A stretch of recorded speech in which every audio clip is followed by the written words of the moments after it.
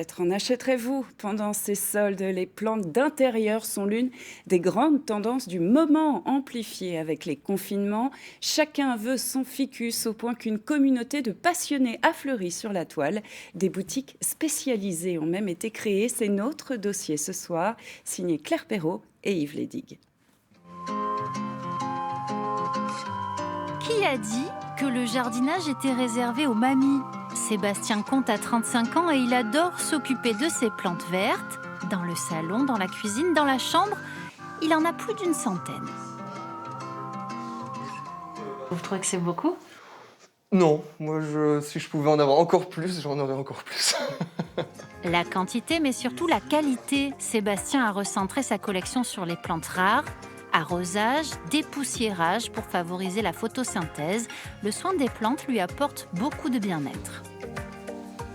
Le fait de s'en occuper, c'est vraiment quelque chose qui, je trouve, est apaisant, permet vraiment de se détendre, d'oublier un petit peu ses soucis, ses tracas quotidiens. Quand je m'occupe de mes plantes, j'oublie un petit peu tout ce qui se passe autour. Quand je regarde les plantes autour de moi, je vois des plantes exotiques, des choses comme ça qui me font voyager, qui me font aller là où elles vivent normalement. Une passion qu'il partage sur son compte, Plantes en goguette.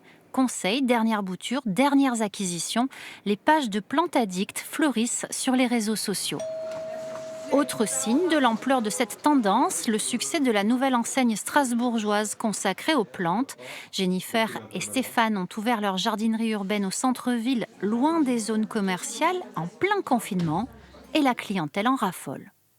Il y avait une vraie attente. Le nombre de gens qui nous ont dit « mais quelle bonne idée, enfin ça à Strasbourg, ça manquait ». Le nombre de fois où on nous a dit « ça manquait à Strasbourg ».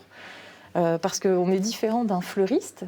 On ne fait pas du tout, on propose pas du tout de fleurs coupées ou de composition florale fraîche en tout cas. Et voilà, on apporte, je pense, peut-être un peu notre grain de sable, en tout cas notre grain de verdure au centre-ville. Moi, je me déplace à vélo, donc voilà, ça c'était super pratique. Je suis venue ici même pour acheter de la terre, les plantes, c'est accessible, ils sont super sympas. Accueil et conseils personnalisés. Vous pouvez la faire soit en tombante, soit en grimpante. On peut acheter ici les plantes stars pour quelques euros, comme cette Monstera deliciosa. Quand elle est jeune, c'est des pousses entières. Et lorsqu'elle grandit, d'ici 15 à 20 ans, vous pourrez obtenir ce magnifique deliciosa avec ses feuilles tout à fait déchirées qui ressemblent à un palmier.